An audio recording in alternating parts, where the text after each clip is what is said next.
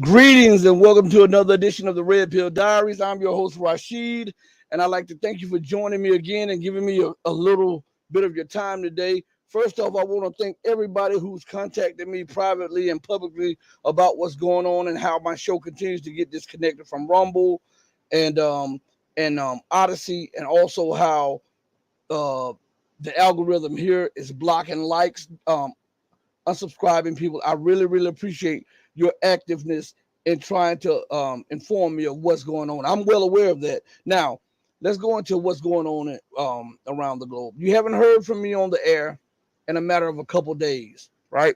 That was strategic. First of all, I wanted to take in everything that was going on. Secondly, I wanted to evaluate everything that was going on. And thirdly, my two of my computers, as you know, were taken down by massive viruses.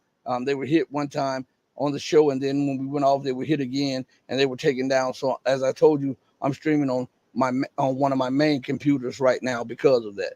But that's not going to stop us from getting into the news, especially with all of this stuff that is going on with Lebanon and Gaza and Palestine and Israel.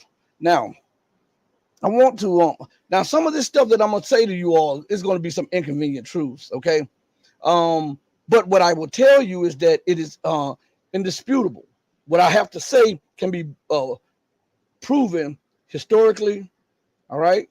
And but I just want to take the time out to say that the loss of life is tragic in every area. The loss of life, okay? I want to put that out there first.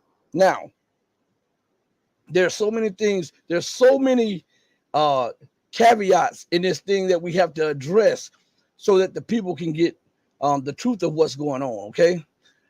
We see what's going on, and I've been watching the news. I've been watching all of the Western and Eastern platforms, and I'm going to tell you that the Western platforms are outright biased. And they are so biased in their reporting to it borders on flat out lying. All right. I mean, it is like right on that hairpin of flat out lying to the public of what's going on, the reason that these things are going on, the cause of the events and all of this stuff. But we're going to address a little bit of that. And I see somebody in the chat also. Also, my office door just came open and my children are playing outside the door. So you might hear a little noise until I'm able to get up to do that, okay? Close the door, right? But I want to, oh, hi, everyone. David Moss, hi. Let me put hi in the chat for you. Now, again, I've been watching the Western coverage, and it has been outright on the level of ridiculous. Now, I'm going to tell you something that has even competed with the ridiculousness of Western media, which will blow some of you guys' minds, and that's RT. RT has been ridiculous in some of their coverage of these events. And let me tell you something. So I was watching it on my TV yesterday. RT, I was looking at Rumble and Odyssey. And I was watching some of the news coverage. And they were doing almost like a semi-documentary, and they were talking about the events that led up to the conflict of Gaza, the people in Gaza and the occupying people of Israel, right?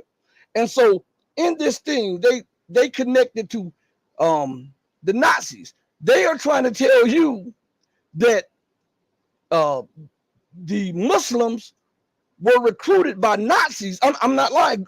Go back and look at some of the programs on RT yesterday. It almost threw up when I was looking at it. Now, they ignored the fact that a lot of Hitler's army were in fact Jews. They ignored it. They bypassed that because that's not acceptable. All right? Because we get a narrative that, okay, Hitler slaughtered X amount of people of this ethnicity. But they don't tell you a lot of the people who did the slaughtering was of that ethnicity. I know this will get banned and get demonetized and all this stuff. So my buddy, my co-host, he'll be back to join us. He was going to join us tonight, but he's at work. So he told me that we could do something, so we may stream on Rumble and go in more detail about this either tonight or tomorrow or something like that. We'll try to do something like that, okay? So that we can actually talk about certain issues without the touchy-feeliness of this platform, okay? So we'll respect this platform because they allow us to get some of the message across. But RT tried to connect Islam with Nazism and being recruited by Nazis. I'm telling, and trained by Nazis. So the Nazi ideology comes up through Hamas and Hezbollah and all.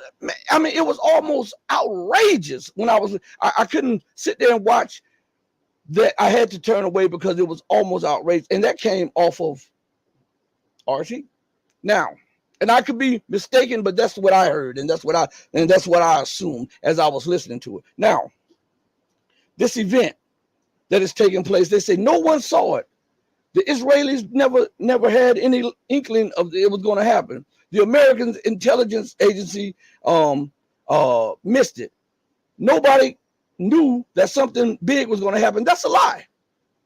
Go back over these shows for the last month and a half. I've been telling you that people that were close to that region said that the West has you looking at Ukraine, and there was going to be something major happening in the MENA region. I kept telling you this almost practically ad nauseum, that this is what I was getting told, that something major was underway and it was going to happen in the Middle Eastern. When I say MENA, that's an acronym for the Middle Eastern North African region. Go back and see. This is a lie when they tell you nobody knew, nobody foresaw, nobody talked about, nobody had hints of it. That's a lie. We've been telling you this for over a month or so on this program. Maybe the bigger channels didn't, and maybe some of the smaller channels didn't, and the mainstream channels didn't, but we told you at every opportunity. That's what we were hearing, that America and Israel and the UK continues to build up, deploy weapons, warplanes, warships, radars, and all of this stuff to the MENA region for something big that is going to happen. So don't say that it was never reported. We reported it. Our voices matter too. Okay? Now, did we specifically say Gaza? No. But we pointed you in the right direction. And we put the main instigators, protagonists, and people who are involved in the situation. We told you, the UK, France, the United States, Israel. We told you to look for something that was building in the region. Now, I want to say something to you all, because I see that there's a lot of religious fervent behind this. On the one hand, you have the Western so-called, I say so-called because they are not Christians. How in the hell can you call yourself a Christian and go around occupying, bombing, stealing, robbing, and killing people, and you do it in the name of Jesus? Jesus didn't do that. So I won't label these people as Christians because they're not followers of Christ. And then on the other hand, you have the excitement of the Muslims on the other hand, the Orthodox Muslims on the other hand. And on one hand, from one perspective, you have and see, I tell it like it is. I don't care if you get mad or not. I have absolutely no qualms with telling you what's real, okay? And because I'm not trying to cater to you, I'm not going to water down the truth to keep your attention, to keep your viewership, to keep your subscription. I don't do that. I can't do that. I'm not built like that. I have to tell it to you like it is. And sometimes when I tell it to you like it is, what it is not what you want. That doesn't make it untrue. What it makes, it is not acceptable to you because it may interfere with some long-held beliefs, okay? Now, let's look at this situation in the Middle East. And let's look at how it's progressing. The Palestinians have been occupied for 60 plus years. They have been occupied. That is the truth. Matter of fact, let me see something real quick as we're talking. All right, give me a second as I'm talking to you all.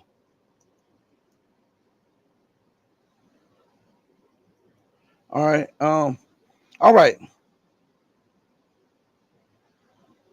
So give me a second, okay? I do this right on the spot. So according to the dictionary, the word occupation is a noun. And then it gives you two definitions and multiple descriptions of the word occupation. The reason I go through definition is because sometimes when we're talking, something may go over your head, but it's something when you actually understand the word that is being spoken to you, okay? I think it is best to empower everybody, whether we agree or disagree. The best thing to do is empower a person the best you can so that they can make a educated decision for themselves instead of an ignorant or blind decision. Because when you give them the power of education, and if they make the wrong decision, then it's no longer on you. You've done your part, okay? So the word occupation is a noun. The first definition says a job or a profession.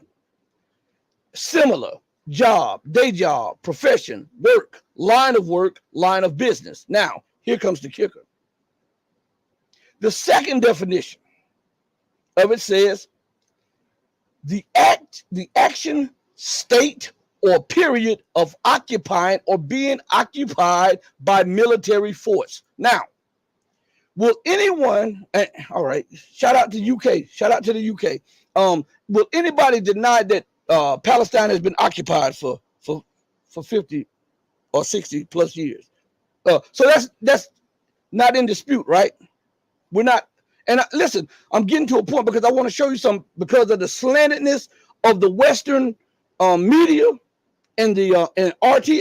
I'm telling you, RT seems like they're more pro West now than the West. They're out westing the West, right? But listen, we're going to do this logical. We're going to do this scientific. We're going to do this mathematical, so that regardless of our feelings, our beliefs, or whatever, our religious affiliation, we'll push that to the side and we're going to deal with facts, okay? That is the best way to do this, all right? Now, as I lean forward in my mom's voice, baby, you tell the truth. All right, Mom, I heard you loud and clear. Your baby is going to tell the truth, all right? So, listen. Has Israel or the people of Israel been occupying Palestine? All right. Now, Israel came into existence 1947, 1948 in that area of the world, right? We have documents, we have history, we have historical records, right? That Israel came into existence in 1947, 1948. We have tangible proof, tangible evidence, right? Is that not right? Salute, Mehdi. Salute, my guy. All right. So we all agree that that is the case. Now, what was that area of land called prior to? It was called Palestine. So now listen to me good. In the negotiations between Palestine and Israel, they had something that was a sticking point called the right of return, right? The guaranteed right of return. That's what it was called. The guaranteed right of return.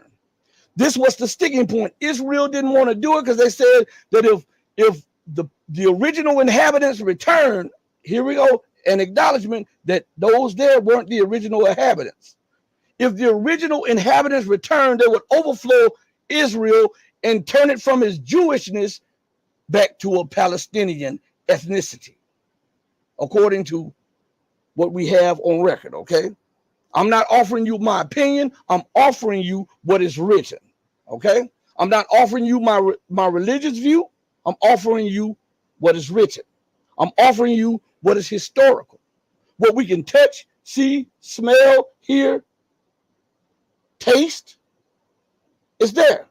So this clause, the guaranteed right of return, which the Palestinians were adamant that this right here has to be one of the number one things for peace in the Middle East. All right. Now listen, right of return. That means that if peace is to be had, then the original inhabitants had to be guaranteed that they could return to their homeland and retake the property that was taken from them. Listen to me good. Do you guys ever just piece this stuff apart? So that means, listen, in the word itself, because some of us, we don't look at right of return. That means they were sent off somewhere. Involuntary. Right? If you're demanding a right of return, a guaranteed, then that means you were forced out. Involuntary. And what you're trying to do is right or wrong by telling them to allow me to return to my property, my land, and my area. Right? Forget being a Christian for a second. Forget being a Muslim for a second. Forget being a Jew for a second. Forget your religious persuasion, and let's deal with common sense for a minute. Okay? What did your Bible tell you, you beautiful Christians? Come, let us reason together. That means to use the faculties that God gave you, discern what's going on around you, and come up with a logical and viable solution. Right? So if we reason together, and we're going to talk about this because this is very important. A lot of people don't want to address this because it's a touchy-feely issue, and they have economics tied into this. So if they offend a portion of their viewership, they lose a large portion of their viewership. So then the money starts to taper off. Or they may alienate people who watches their back behind closed doors. Well, listen to me. I'm a grown man, been one for years. And I can watch my own back. Thank you, sir. Thank you, ma'am. And I have never been crazy about money. I've been broke before. I'll be broke again. It doesn't matter. And I'll get it back again if it's God's will. And if it's God's will for me not to have it, then so be it. It's his will. But the bottom line is we have to start talking to each other like men and women and dealing with the truth, how uncomfortable it may be. We have to deal with truth, not what we would like it to be, not what we think it is, but the reality on the ground. Okay? Now, if there was a push for a guaranteed right of return, that means the people who are pushing for this were forced out of that area involuntarily. And in the process of them being forced out, genocide and ethnic cleansing took place. This is how Israel was birthed. I know it's unpalatable, but this is how it was birthed. Now listen, I want to lay something on you. We know that the people who were prosecuted and persecuted by Hitler in the Nazi regime demanded a homeland, right? They demanded a homeland. And I guarantee, listen to me good, I am in 100% absolute agreement that they should have been guaranteed a homeland in Germany, where the atrocities and crimes that happened to them. How can you, on one hand, say that you suffered some of the most violent crimes as a people, and then go and do the same thing to acquire homeland? The Palestinians didn't commit germ warfare on you. The Palestinians didn't hold you in Auschwitz and all of these other places. They didn't do that. It was the Germans. But you occupy Palestine. Let me give you an example. You know I'm the king of analogies. Thank you, baby. My wife just came in. She's making sure I'm all right. Yes. Anyway, I'm the king of analogies. Listen to this. If I came into your house and then you have this beautiful, beautiful 10,000 square foot home, and I came in your house on your gratuity, on your benevolence, because you allowed some of us that were fleeing the harsh treatment of the Germans to come here. And then I plotted with the people who suffered the same as me. Hey, we're going to take this land. Not that we have a right to, because right now we're invoking religious fervent. We're saying that this is because we're the chosen people and we're this and we're that. We're going to get to that in a minute, though. We're going to use this right here. All right. This thing right here called Holy Bible, we're going to use that, okay? Since people like to talk about them being Christians and followers of Jesus, we're going to see how much of a follower you are in a minute, okay? Now, you got this 10,000 square foot home, and you invite me and my wife and my children in there, and we're plotting, hey, man, this house is beautiful. We've been homeless for a long time. We've been persecuted and prosecuted by these people. And we go in there, you give us a room, and then we plot. And before you know it, we force half of your family out of there. And then we relegate you to the smallest bedroom in the house. And we tell you when you can come out, when you can have company, when you can go outside, what you can do, when you can use the bathroom, when you can go to work, if you can go to work, how much you're going to get paid, and how much you're going to give us. How many of you would allow that to happen? I'm asking you this because we're men and women, and we got to talk like men and women and stop talking like little punks and sissies. All right? An inconvenient truth.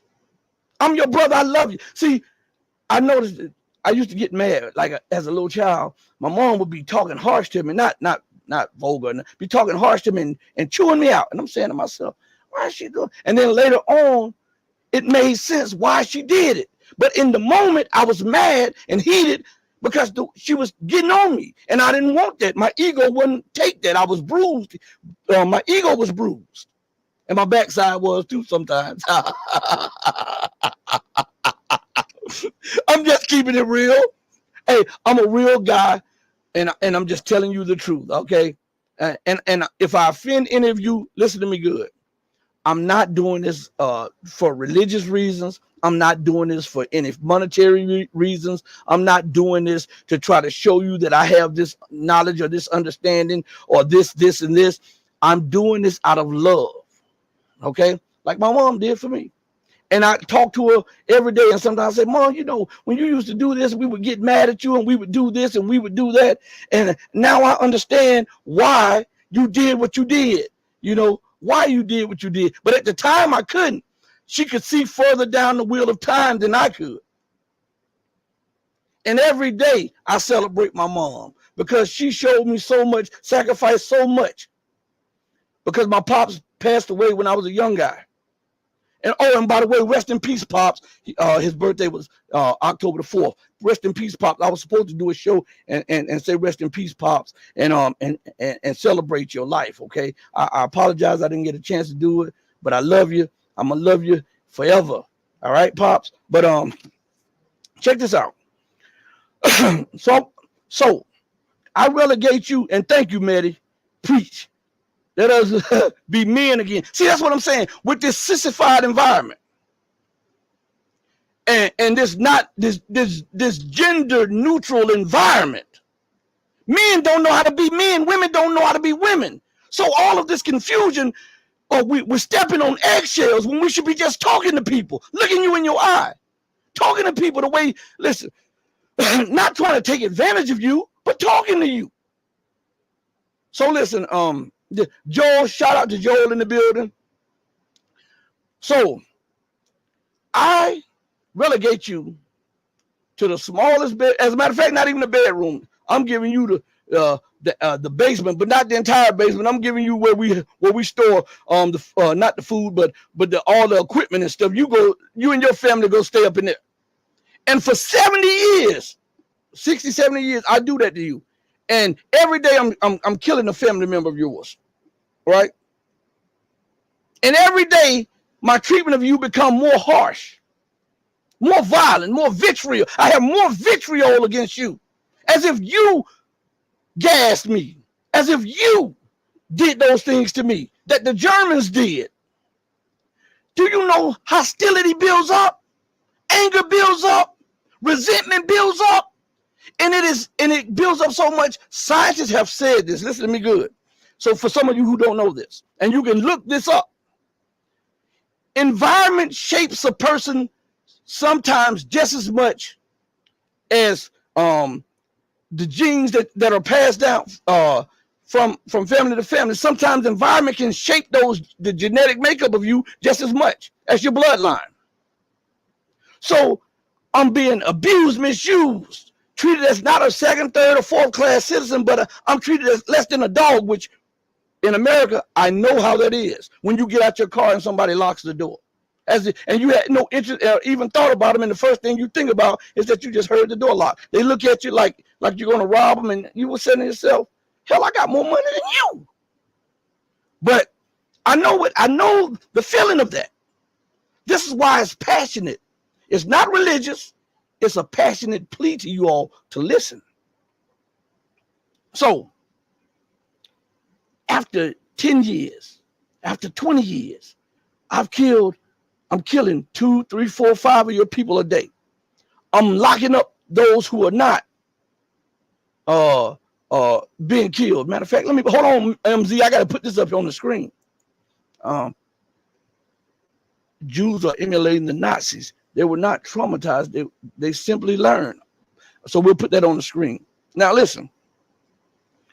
I do this to you over and over. Do you know how it messes with somebody's psyche? Do you understand how it builds up in the DNA? Do you know? I'm going to give y'all something. I'm going to give y'all something because this is connected. Do you know why Muslims and Jews, when they slaughter their food, do you know why they demand that the animal be relaxed? Do you know why? For those of you who may not know, the Christians and stuff, do you know why it's demanded in the Bible and the Holy Quran that the animal be relaxed? Do you know why? Because if you startle that animal, or if you scare that animal, if that animal knows that it is going to the slaughter and is fear in it, when you eat the meat of that animal, the fear that in the anxiety and the stress is in that meat, in the muscles, and it is passed on to you. Do you know that? So for decades, that anger, that brutality, that viciousness had been ingrained in them.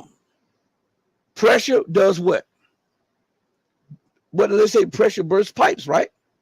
We're seeing one of the holes of the steam coming out right now in the Gaza and in occupied Palestine right now. Now, we see that the news is so slanted against the reality of, and who's at fault? Some of you might not want to hear this. I'm going to tell you who's at fault, and it's not who you think. It's the Great Britain, the United States, and France. Let me say that again. It's Great Britain, the United States, and France. Why? Because they empowered and enabled that to happen. They transported entire people from Germany and put them in the Middle East. Matter of fact, let me show you something. Let me tell you what is his name? What's the guy's name? You know, the imbecile in power right now in Washington, D.C., Joe Biden. You know, him. I want to play something for you. Let me see if I can play it. I wonder if you can hear it. Hold on one second.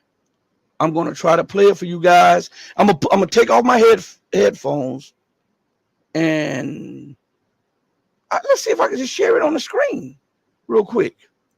All right, let's see. Give me 1 second because I was going to take off my headphones. But if you can hear it when I share it on the screen, that's even better because it's very important that you hear this from this fool, Joe Biden, from decades ago. Okay, let's see. Let's see. Give me share screen. All right. Let's see. I think this is it. Share. All right, we got it. All right. You see that? Now, I'm going to play this, and I hope that you can hear it. If not, so immediately, if you can't hear it when I started playing it, please let me know immediately so I can play it and put my mic up to the screen so that you can hear it. Remember, I'm working with one computer now. They took down 2 computers with massive viruses, massive virus attack or cyber attack, whatever the youth call it today, cyber attack, virus attack, whatever. Anyway, so I'm gonna play this, and I want you to hear this real quick. All right, let me take this mute off of here and listen. I think it's about time we stop, those of us who support, as most of us do, Israel in this body, for apologizing for our support for Israel. There's no apology to be made. None. It is the best $3 billion investment we make. Were there not an Israel, the United States of America would have to invent an Israel to protect her interest in the region. The United States would have to go out and invent an Israel. Boom. Boom. Now, did you hear what he said? That's the best investment for the United States. They had to invent Israel. Did you understand what I'm saying? See, man, I'm telling you, I'm not the dude to play with. I'm telling you, I'm not that guy. Because I bring facts. You see? And thank you, David. Thank you, MZ. Thank you, Medi, for telling me that the audio is real good. I know sometimes when I play clips, if I play it off of the web or something, I can hear it, but the audience can't. And so I'm glad now that it's going through. But think about what he said. He had to invent an Israel for America's interest. Why? Because they had to put a little America in the Middle East to dominate. That's what they had to do. Now, for some of you who are pro-Israel, because I see this everywhere. I'm not anti any. I'm anti-lies. I'm anti-occupation. I'm anti-imperialism. Right?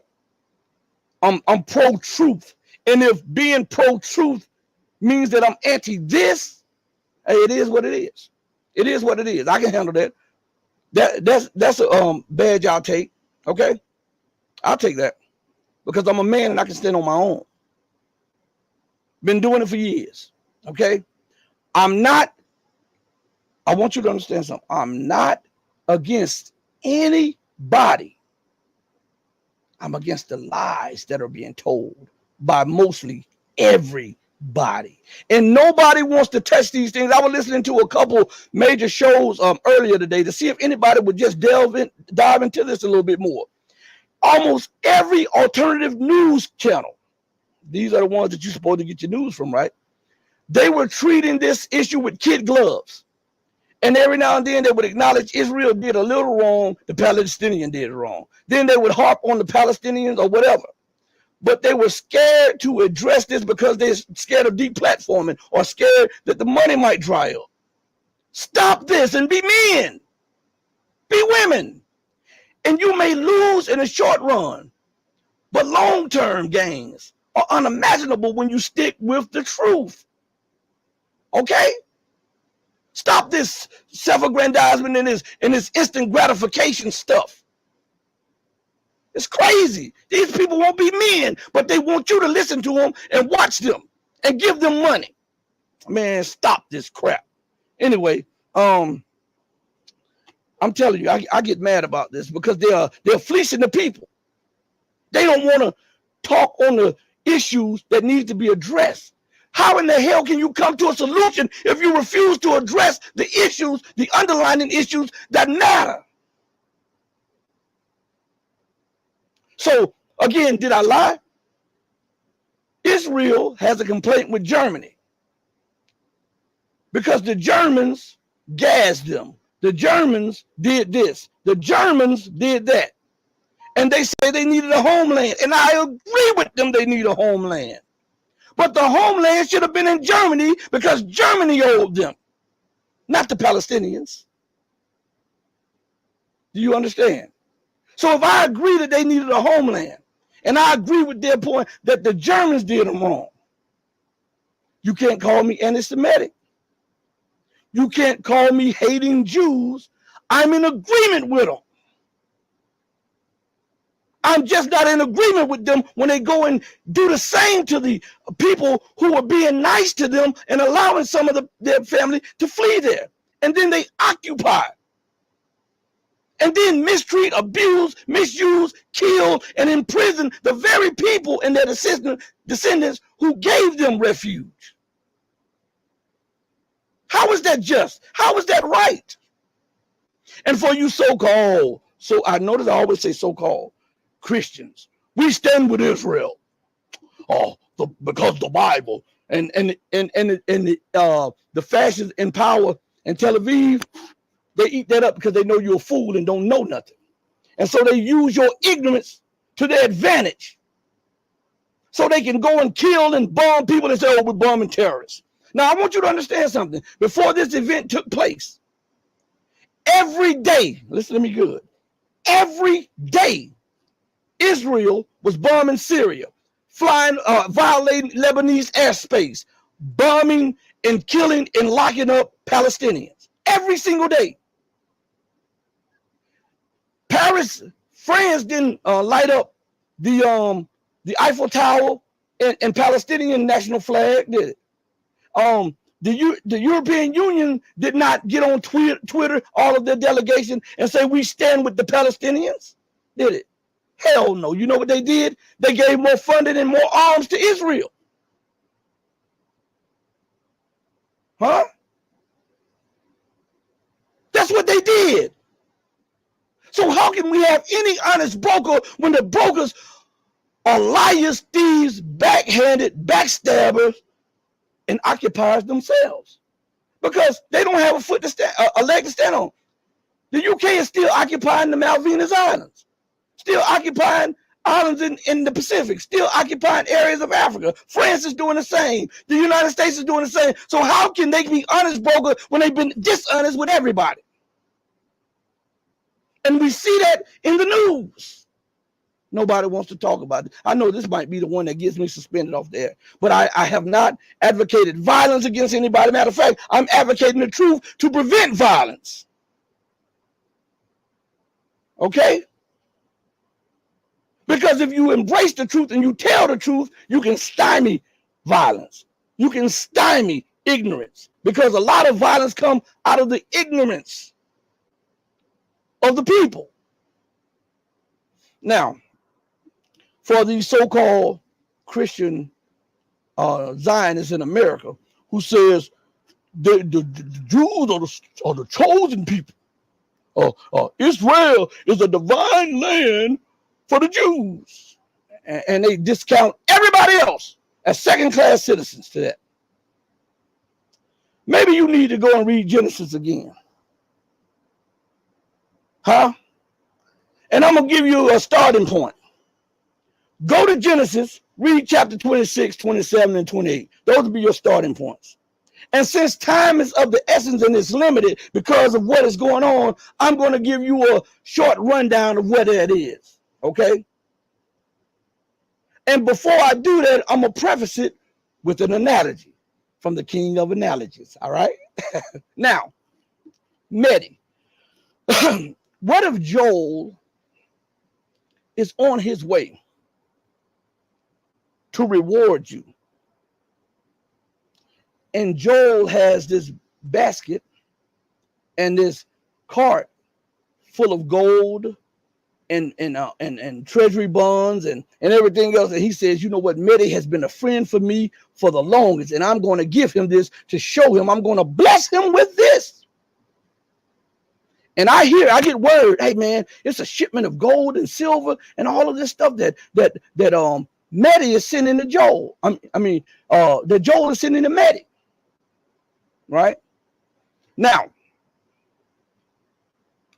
on the way, the cart gets robbed. I'm behind a building, and I see my moment to steal Joel's cart full of gold, silver, and treasury bonds. Right? Now, what does that make me? I'll put it in the chat real quick. If I took something that was not mine, what does that make me? In the chat, I'm going to read it. Put it in there. Wow, where's my water at? All right, here we are. I'm waiting for it in the chat. Somebody type what it makes me in the chat. If I take something that does not belong to me, willfully and willingly hide, scheme, and then plot, and then go take something that's not mine. What is it making? I'm waiting in the chat. A thief. Ah, Holly. Holly, my girl. Thank you, Holly. A thief. Hey, Maddie, you need your Maddie needs his butt whoop for this one right here. Look what he put up there. Oh my God.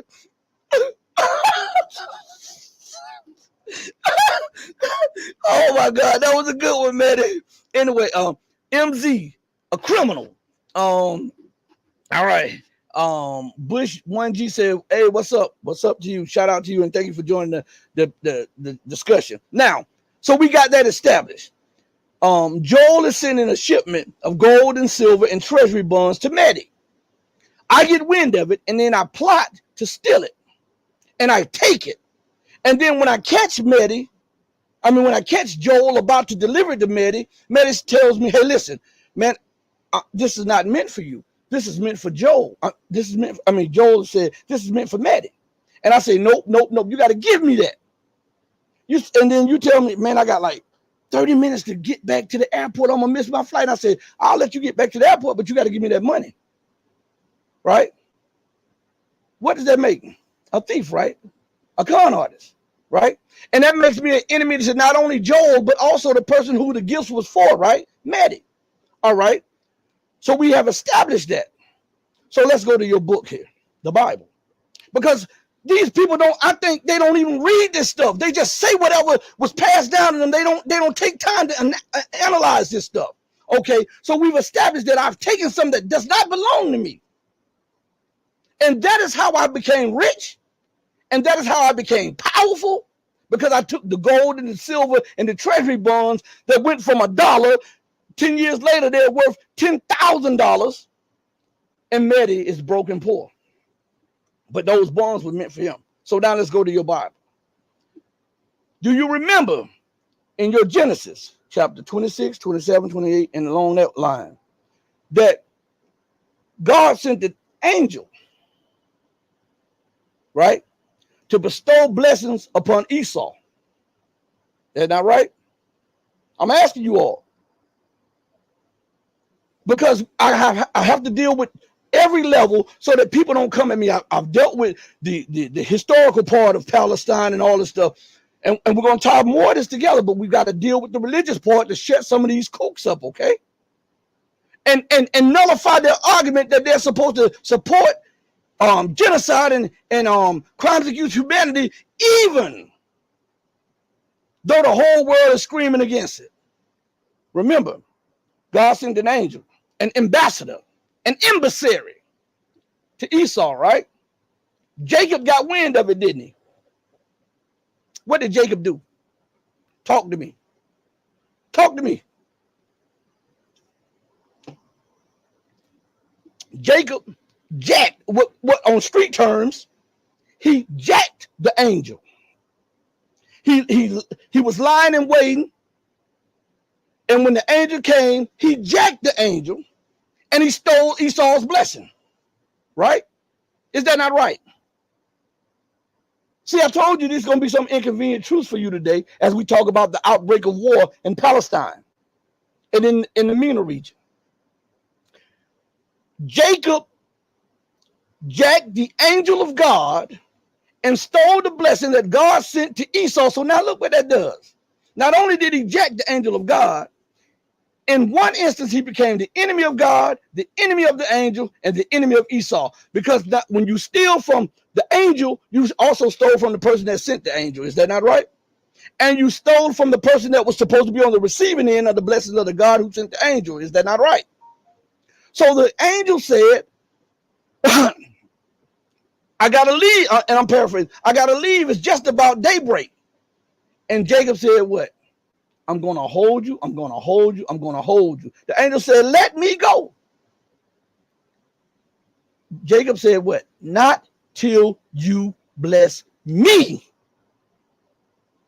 And so the angel asked him, what is your name? Jacob. He said, from this point on, your name shall not be Jacob anymore. You will be called Israel. Right? So that's how Israel became favored. That's how Israel became a benefactor of all of these different leaders. Not because of the goodwill and of his divineness, it's because through death and deceit, according to the Bible. Now, either you, listen, I'm telling you not to get mad at me, read the book. Read it. If I steal from you, if my wife is sending something to my mother through my sister, and I rob my sister, I'm the enemy of my mother, my sister, and my wife. Especially when I steal in such a way that it is life-changing, because that's what the moral of it is. The blessing that he stole was life-changing. And we look at that right here and right now. Right here and right now.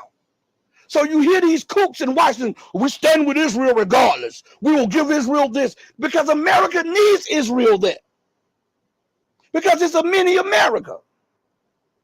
She needs to create chaos and disillusionment and war and destruction. That's how she rules. You know, I'm not making anything up. I ask anybody, man, woman, child, goat, bear, lion, elephant, alien, or any fowl that flies in there, to disprove what I just said. I'm asking. I didn't make that up. It's right there. You can read it.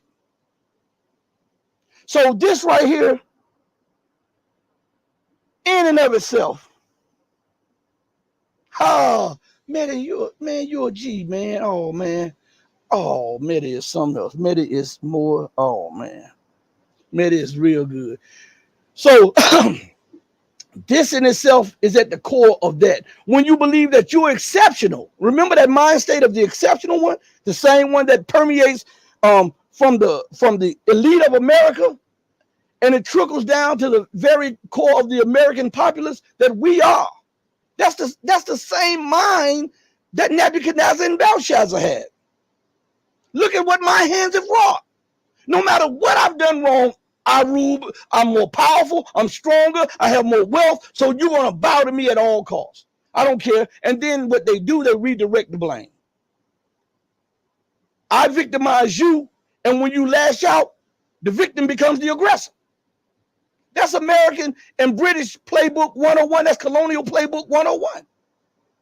So tell me if this is just. Tell me if this is right. Now, they never lit up their government buildings as the IDF was slaughtering Palestinians. They haven't lit up their government buildings while the Palestinians are in a cave, air-sealed cave or cage in Gaza. 90+% of Palestine has been taken for occupation. The other part has been used as a cage to cage them away from the occupiers as they live their life. How is that just? How? Man, listen. I'm not trying to alienate anybody. I'm asking you these things because what if you were in that position? What if your children were in that position? What if you had to go to sleep being fearful that when you go to get bread the next morning that you would be locked up in prison or beaten or brutalized or killed? What if you were in that position? And every day you fear that you may be bombed and that the narrative is that you're the terrorist when you, man, listen to me good, bro. Listen to me good. How in the hell can people fighting for their liberation and freedom be terrorists? Remember, the United States had Nelson Mandela as a terrorist even after he became president of South Africa. Did you know that? They only recently removed that tag terrorist from him. I don't care how they scream about we love Mandela. They just recently removed that tag of terrorism off of him. Anybody that is fighting for justice, equality, freedom, independence, and morality is labeled a terrorist. And the terrorists are the ones who are extorting people, robbing people, bombing people, occupying people, stealing wealth from nations. Okay, let's see who's the terrorist. Is Hamas a terrorist? Now, mind you, they are indigenous to Palestine.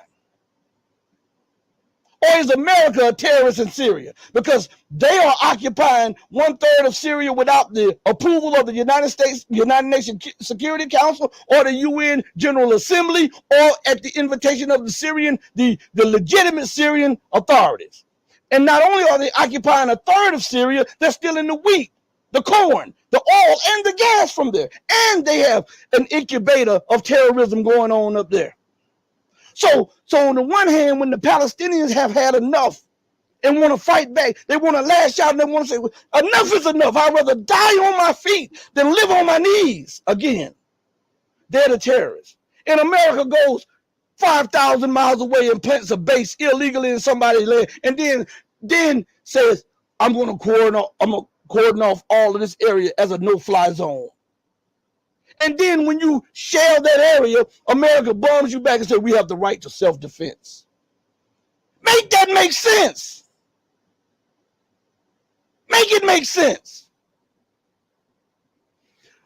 So you're illegally in my house. Man, I'm telling you, boy, sometimes I tell you what, I don't see how you guys fall for this stuff every time. I'm in Maddie's house. I broke through the window. I'm stealing stuff out of the master bedroom and out of his child's room. And Maddie fires at me. I duck and I start firing back. And when the police come there, they say, what's going on? I said, well, I broke through his window and I was just taking some goods out of there. And he fired at me. What made him fire at me? All I did was jump through his window in my underwear and I took some goods from him. Why would he fire on me? I fired back because it was self-defense. I fired back in self-defense. Do you see, man, you would be a laughing stock. Why can't we use that common sense? Huh? I'm telling you, man, it's unreal that people still fall for the okie doke. For those of you who are in the chat, for a second, do you understand what I'm saying? Are the analogies making sense to you? Because I'm not anti this, I'm pro-truth. And I give you these analogies because the narrative is so screwed up that, and it's so tangled that it's almost impossible to follow it back to its origins. So that's what we're going to do. Little bit by little bit, we'll untangle this knot. It's going to take a little time, then we'll go and untangle that knot. We're going to trace it all the way back to the origins. And I ask you again, prior to 1947-48, what was that area of land called? Forget your religious affiliation. Forget your religious affiliation.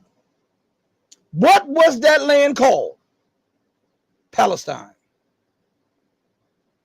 And the people from the Caucasus, the Khazaris, were in Europe. And some fled to Palestine. Notice in the writings, they didn't say they fled to Israel. They said they fled to Palestine. So what happened to Palestine? If they fled to Palestine, the same area that they're now in calling Israel, what happened to Palestine? So you say Israel has a right to exist. So it has a right to exist on the back of the Palestinians. Then the Palestinians have no right to exist. Sure, they can exist in the Gaza, in the West Bank. Hold up. Stop right here. You know what that is like? If I go into Holly's home, right? And I set up shop for 70 years, Holly's still fighting me. And I'm in front of the camera saying, I have a right to exist in Holly's home. And Holly's saying, but what about me? This is my home. I don't care if 100 years pass, it's still my home. Oh, no. You can reside in that bedroom back there. I'm going to give you the worst bedroom. But I need all 9,800 more square feet. You can have those 200 square feet over there. And I need all of this. I need all the good parts. That's what they're feeding to us. They are making the aggressor the victim and the victim the aggressor. Where's my phone at? I want to show you. I took a picture of something. Let's see what it was. Where is it at? I think I still have it. I wanted to show you the skewed reporting. Where is it? Where is it? Hold on one second. Hold on one second. Let me see. Let me see if I can pull this up real quick. Because I want you to see the skewed. Is that it? Is that it? I don't know what I did with it. I thought I took the picture. It's not in my pictures. But anyway, it says this. Israel is now retaliating against Palestine, against Gaza and Hamas. And what that does is it leads you to believe that they're not the aggressors. It leads you to believe that this started on October 7th when the Hamas and the people of Gaza lashed out. They erased 70 years of history. And think about the excuse when they bomb Syria. Oh, we're fighting terrorists. Or we're bombing this and we're bombing that. Everything they do gets justified. And when Syria responds, the regime of Assad, the Islamic regime in Tehran, everybody is a regime. Everybody is a terrorist. Everybody is attacking America. Yet America has bases all over the world. Everybody is attacking Israel. Yet Israel is the only one using warplanes to bomb Iraq, Syria, Lebanon, and Palestine. How the hell do you make that make sense? I'm sorry, y'all. I get past because it's true, man. I tell you, I get frustrated with the ignorance of the masses of the people. And it seems like the people are getting more ignorant by the day. Technology, they can pick up a phone and do all kind of feats on the phone. But when it comes to analyzing and coming to a logical conclusion, it seems like it's unreal. It is absolutely unreal. If you have any things in the chat, please put it in there and I'll discuss it if you want me to discuss it right now. I'm telling you, I get frustrated because nobody addresses these things. All of these so-called alternative media sites, and not one of them are uttering words in truth. None of them are talking about this the way it is. The Hamas this. Well, what made Hamas do that? Talk about the occupation. Talk about the illegality of the presence of IDF forces in Palestine. Talk about how Israel ignores and violates every UN statute that is mandated by them. Talk about that. If you think I'm lying, go look them up. They violate every UN statute that they're supposed to be under. Every one of them. Go look it up. America does the same. So it is okay for America, the UK, Israel, and France and Europe to violate every statute and then demand everybody else to be held accountable by international law and international and UN standards. Man, if you don't get the hell out of here, somebody needs to tell them where they can take their statutes at. And I'll tell them, if you can't abide by them, don't expect me to abide by them. Man, everybody, listen. This is from the heart. Because I'm telling you, I'm frustrated. These so-called alternative media sites are treating this stuff with kid gloves. Every one of them. Every one of them. every one of them. And then they'll dance around the issues. They'll say enough to keep you interested. And then I'm going around, for fear of deplatform. The hell with them deplatforming me? If truth makes them deplatform, hey, then it is what it is. It's been a good run. Integrity, people, ethics, morality. You've got to have that stuff. That's not stuff of days yesteryear gone by. That's stuff that people must have today. I'm built different. I'm telling you, I'm built different. I'm built different. And I won't compromise on that. That's why I'm not asked to be on a lot of shows. I won't compromise. You just can't say anything, and I'm going to say, yeah. I'm going to ask you the logic in that, and then we're going to go to the base of that. Because people need truth. And listen, in this day and time where truth is the first casualty, and it is the most valuable thing that you could have, more now than ever before, we need people who are going to level with us and tell the truth. Even if it means alienating people who like you on one issue, but you touch the hot button on another issue. We're grown-ups. We can't expect to agree on everything. But if we don't agree, let's be agreeable not to agree. We don't have to be disagreeable when we disagree.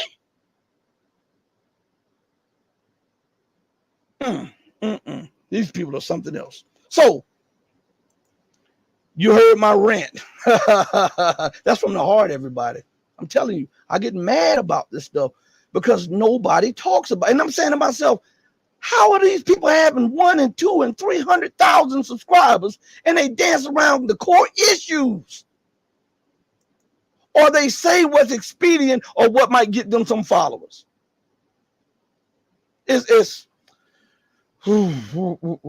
We need more people who will stand up, even at the cost of losing subscribers, losing sponsors, losing some kind of monetary issues and stuff. Money ain't everything. Money is not everything. Right? You got to be able to lay down at night and say, you know what, I did my best. You got to be able to lay down when you're communing with God and you're talking and because remember, you may do stuff for the people, but eventually you got to answer to the Almighty. And so when you're saying your prayers and you're communing with God, can you say to him, I was honest. I was thorough. I put you first. I wanted to be an example of when you say, believe in me, trust in me. Well, I trust in you. I believe in you. I believe in the truth. So guess what I'm going to do? It's my job to give you what I believe in the truth. And I'm willing to defend that truth. All right? Man, I love y'all. Y'all are some of the best in the world. Let me check the chat because I'm not in the YouTube or the other chats right now. Hold on one second. I do know that my Rumble thing has messed up again, my Rumble link, and my locals link have messed up again because it shows me that. Hold on one second. Let me go to the YouTube link for my dashboard. Hold on one second, everybody. I'm trying. Okay, here we are. Let me go in here. They've already listened to check this out. Those jokers that already limited monetization of this. They've already limited the monetization. I'm looking at it. I didn't say that. Listen, what would cause you to limit that when I never lambasted anybody? I never lied on anybody or lied to anybody. I never denigrated or downed anybody. I never called anybody a name. None of that. I've never said that this person doesn't have the right to exist. I never said that that this person should not have a voice. I haven't said any of that stuff. I called into question the integrity of these people because they won't level with the masses of the people. But, you know, I'm enemy, like they told me on Rumble the other day, man, it seems like you enemy number one. Like they always after you. I get these private messages. how people get unsubscribed, or how the likes, or when somebody likes this program, they unlike the thing unlikes it. And I already knew about all that, but I'm very thankful that you guys inform me and let me know, because sometimes I do miss some of it. But I'm glad that you guys let me know that. Now, let me pull up something and we'll discuss a few things. Now, America deploys her warship. Not a peace ship. Not a peace ship. She deployed her warship, her aircraft carrier group, to Palestine, to occupy Palestine, right? Now, I want to say something to you. There was here we go. I'm glad I just saw that right there. This brought something to mind. Okay, there was a video a few days ago, yesterday I believe it was, of Israelis at a concert, and they were dancing. And what was caught on video was the arrival of Hamas troops, and these Israelis were running through the desert, and some of them were hiding in garbage cans and stuff like this. In the West, the Western media, the Western governments, all of them in lockstep were outraged. How dare the Palestinians do this? We're going to defund them. They're animals. I even saw where a German minister called them animals, right?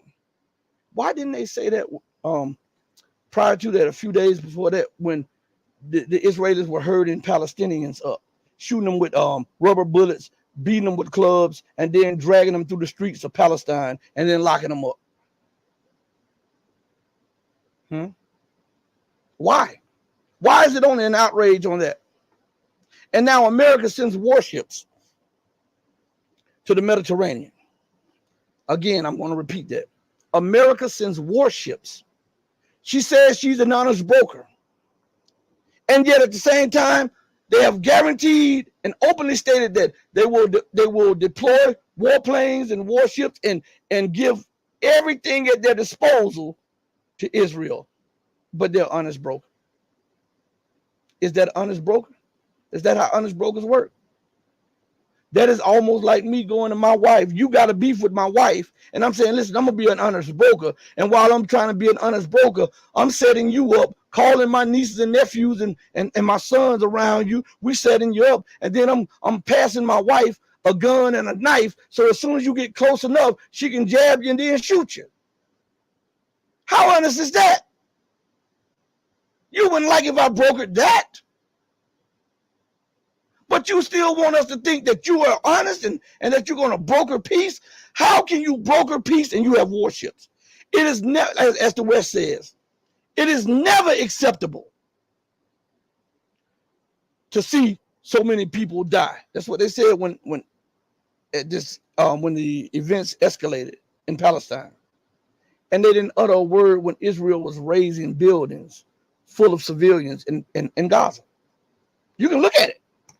They were just hidden buildings full of people, raising them to the ground. Honest broker. The West is full of cow manure. That's what they are. That's what they are.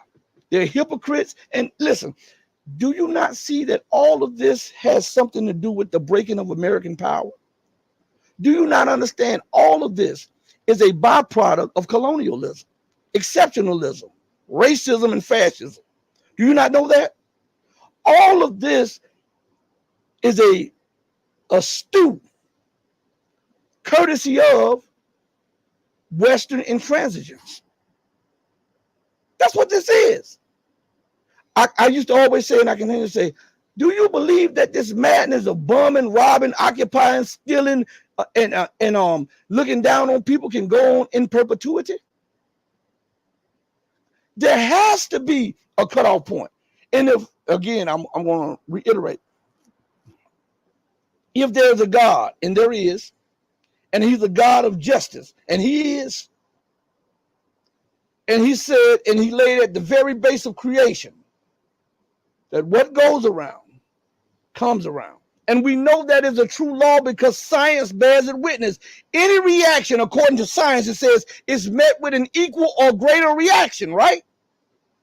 So now we see the reaction of the Palestinians, and it is beyond comprehension at this moment. But if that's a reaction, what was the action that led to the reaction? You're condemning the reaction and you're okaying the action. How is that just? And if there's a God of justice, and it is, and he built this universe on justice, and he did, then surely that old saying, that biblical saying, I like to talk to you so-called Bible thumpers, what it says, as thou hast done, what?